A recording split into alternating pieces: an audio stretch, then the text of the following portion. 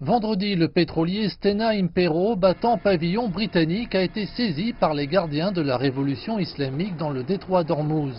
Un acte qualifié d'hostile par le Royaume-Uni, alors que Téhéran déclarait avoir saisi le pétrolier en raison de son implication dans un accident avec un bateau de pêche iranien.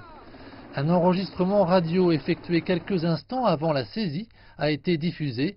Les forces armées iraniennes déclaraient vouloir inspecter le pétrolier. If you obey, you will be safe. Alter your course to 360 degrees immediately. Over.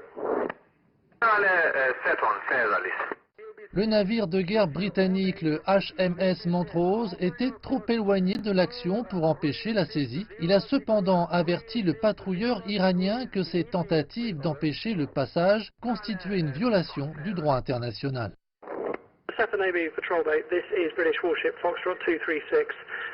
Sir, your request that you are transmitting to the Stena Impero hinder and impede her passage.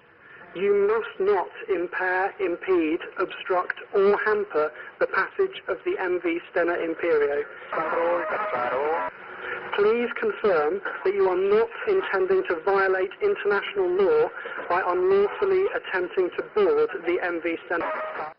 Cette confrontation intervient à peine 2 semaines après la saisie par la Grande-Bretagne d'un pétrolier iranien au large de Gibraltar, soupçonné de transporter du pétrole à destination de la Syrie, ce qui constitue une violation des sanctions de l'Union européenne.